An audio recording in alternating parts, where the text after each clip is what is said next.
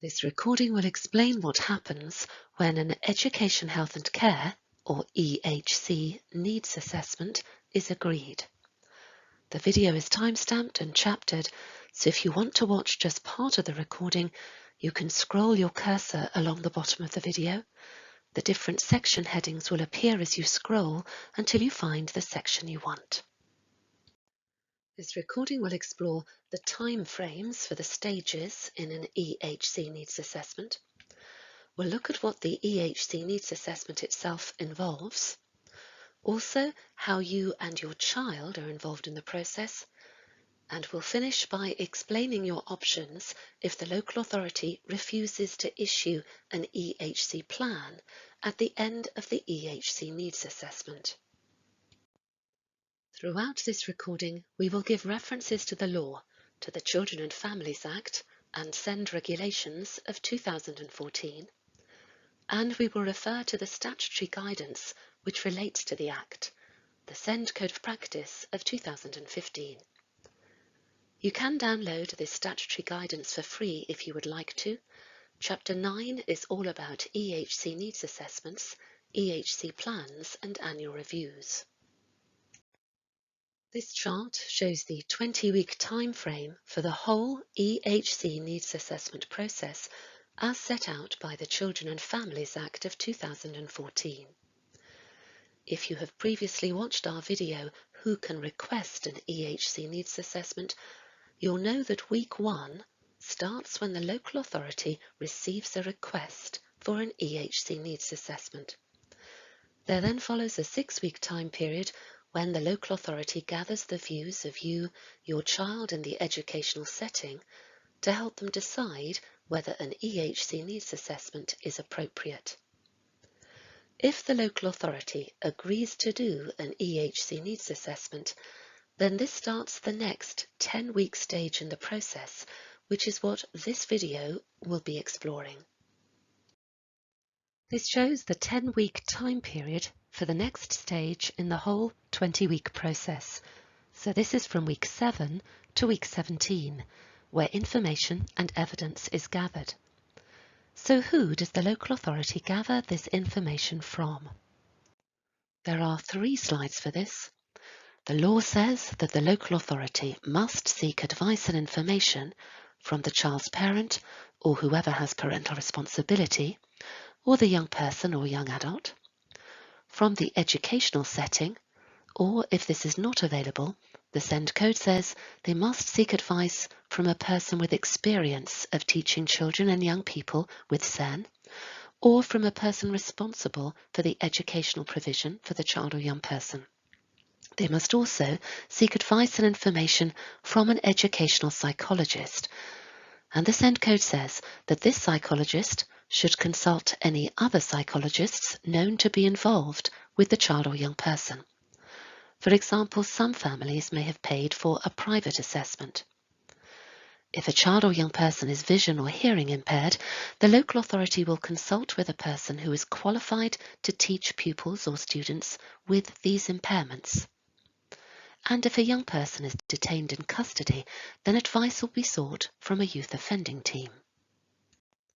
The local authority, or LA, must also seek advice and information from healthcare professionals with a role in relation to your child or young person's health, and also from social care. If appropriate, this might include seeking information from children in need or child protection assessments, or information from the care plan of a child looked after, or perhaps adult social care assessments. They must also seek advice and information from any person requested by the child's parent or by the young person where the LA considers it reasonable. For example, a parent could suggest that the LA seek information from a GP or another health professional. So this is your chance to tell the Family Services team if you feel there is a person who would be able to give useful information about your child's learning issues or any health or social care needs which you think are impacting on your child's ability to learn or to access learning. The LA must also seek any other advice and information considered appropriate for a satisfactory assessment. For example, early help assessments or information from the virtual school head for children looked after. Or for children of members of the armed forces, this might be information from the Children's Education Advisory Service. In addition, where the child or young person is in or beyond Year 9, the local authority must seek advice and information about support to assist the child or young person in preparation for adulthood and independent living. So you can tell the local authority of any person who you believe has helpful information to share regarding the support your child may need to help them prepare for the 4 pathways to adulthood. Note that the legal duty is to seek advice and information. This doesn't necessarily mean an assessment. It's helpful to think of this as an information gathering process in order to assess your child's needs. And it's important to note that the SEND code says that the local authority must not seek further advice if such advice has already been provided and the person providing the advice, the local authority, and the child's parents or the young person are all satisfied that it is sufficient for the assessment process and remains current.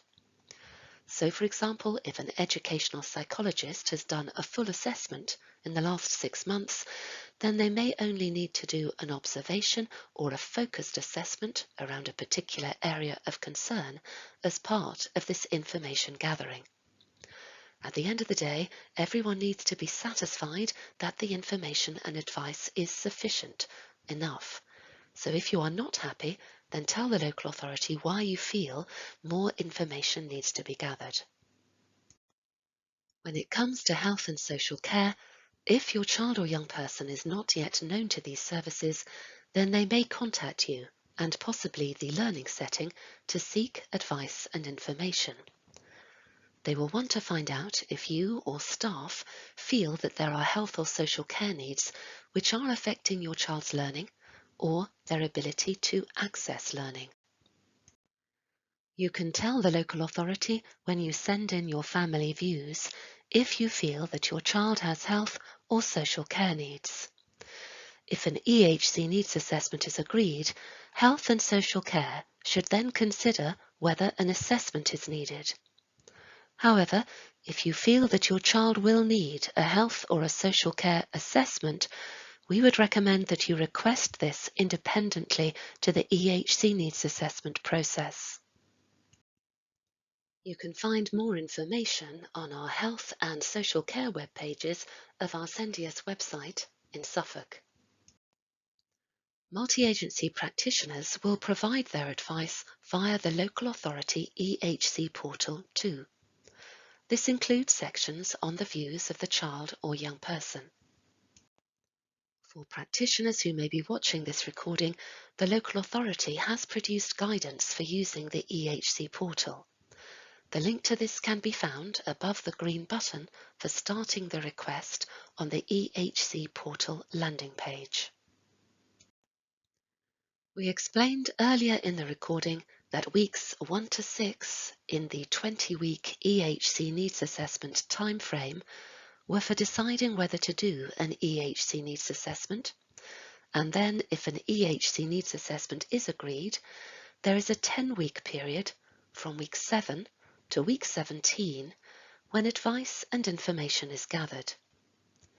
Before week 17, the local authority will have a good idea of whether your child will need an EHC plan.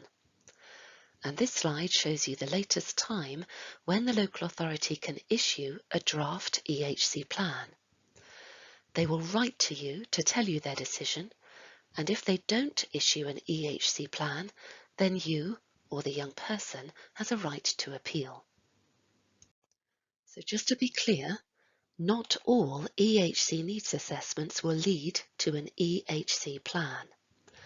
If the assessment identifies special educational needs which the local authority feel can be reasonably met by a nursery, school or college, then they won't issue an EHC plan. A parent, carer, or someone with parental responsibility, or the young person will have the right to challenge if you don't agree with the local authority's decision. If an education, health and care plan is agreed, how are you and your child involved in the process? The SEND Code of Practice says local authorities must consult the child and the child's parent or the young person or young adult throughout the process of assessment and production of an EHC plan. Furthermore, the SEND Code recommends a person-centered approach, ensuring that children, young people and their parents are involved in all aspects of planning and decision-making. The SEND Code says that it should be clear how the child, young person or adult has contributed to the plan and how their views are reflected in it. As a young adult with SEND has said, "My plan is not about me without me." But we know that many young people may find it hard to participate and to share their views. The SEND Code recognises this and says that local authorities need to make sure that young people have access to support. Your child or young person may like to speak to our Sendia service for impartial and confidential advice and support, perhaps in helping them think about and share what kind of support helps them most, or in supporting them to communicate with the family services team. Or a young person might like the help of an advocate. In Suffolk, the organisation Power provides free, independent and confidential advocacy. This includes advocacy for young people with communication difficulties. Remember that what is important to your child, in other words, what they enjoy and what makes life worth living to them, might be very different from what you or practitioners may feel is important for them. For example, what good support might look like. It's really important that the EHC needs assessment and plan captures both. When it comes to bringing the plan together, you can request a meeting with a representative of the family services team. You can invite the school and other practitioners to attend, where you will have the opportunity to look at an initial draft plan, share your views, ask questions to make sure you understand, and explore and agree possible amendments. This may be a face-to-face meeting, often in the learning setting, or a virtual meeting, which your child or young person may find easier to take part in. This slide gives you an idea of the kind of questions which parents or young people may have at a co-production meeting for a draft EHC plan. Remember, no question is a silly question. An EHC plan will be a tool for you and your young person to use and refer to regularly. So the SEND Code says that what is written in the EHC plan should be in clear, straightforward language that you and your child can understand. So this will be an ideal opportunity to speak out if something is unclear or where there is jargon. The SEND Code is also clear that an EHC plan needs to be specific. For example, the recommended support should state exactly what the support is, who will be offering it, when your child will have that help, and for how long. So watch out for Weasley words in the plan, like access to, or opportunities for, or as required, which are not clear and specific enough.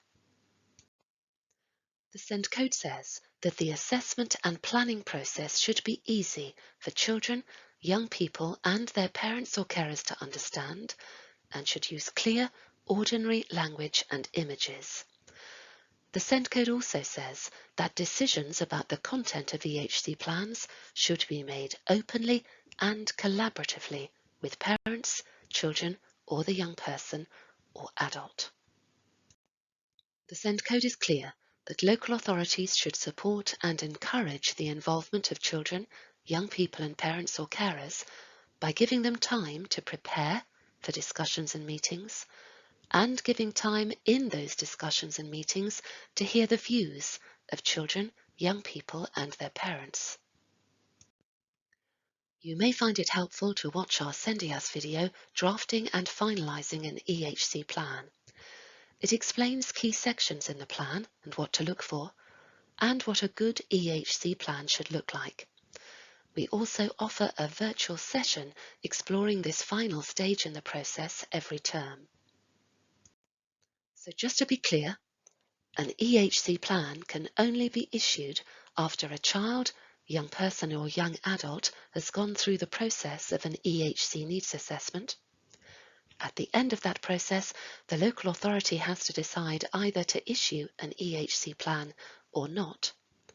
It will issue an EHC plan if the child, young person or adult may have a special educational need which may need support which goes beyond the resources available to their learning setting for SEND support. If the local authority decides that your child's needs can be met within the resources and specialist advice available to the learning setting through SEND support, it will not issue an EHC plan. Instead, they can suggest a resource agreement, which is sometimes called My Plan. Although this is not enforceable under the law, it can still be useful for clarifying your child's needs and the recommended support to address those needs. If the local authority refuses to issue an EHC plan, they must explain you have a right to appeal and the legal timeframes for doing so. They must give you information about mediation and explain your right to information, advice and support. We'll finish this recording by considering how an EHC plan is finalised. Earlier in the recording, we explained that the whole EHC needs assessment process will take 20 weeks, and this slide shows you the last few weeks of the 20-week needs assessment process. If the LA decides that your child needs an EHC plan, then you will receive the draft plan by week 17. You may already have been working on the draft in a working together meeting before this point. When you receive the draft plan, you have 15 days to go through it and decide if you are happy with it. And you can contact our Sendias service if you would like help with this. In the draft plan, section I is always left blank. This section is for the name or type of educational setting. It must be left blank so that a parent or someone with parental responsibility or the young person can say what setting they would like. Then in weeks 19 and 20, the local authority must consult with the educational setting that you or your child named. That setting has 15 days to go through the information about your child and decide whether their setting is suitable for your child's needs, abilities and age, and whether giving your child a place there would be compatible, that means it would work, with the teaching of the children already on their roll, and compatible with the use of resources for all their pupils. Our online session and video, Drafting and Finalising an EHC Plan, which I referred to earlier, looks at finalising the plan in much more detail, including the process of naming a school and consulting with it. Parents and young people can suggest changes to the draft EHC plan in weeks 17 to 18. However, sometimes changes are not all agreed. The local authority can still issue the final EHC plan to keep within the legal time frame of 20 weeks. This is just a reminder that only the parent, carer, person with parental responsibility, or a young person has the right to appeal to the SEND tribunal. An appeal needs to be made within 2 months of the local authority letter which gave their decision. For most appeals, you must consider mediation. There is a lot more information about appeals on our Suffolk Sendias website and YouTube channel, and we can offer advice to help you build your case, and we may be able to support you at a tribunal hearing. You may find it helpful to watch our mediation video, which explains what mediation is, how it can help, what it involves, what decisions can be made, and what happens afterwards. This video is made by Suffolk Sendias, but every county will have an impartial and confidential Send information, advice and support service.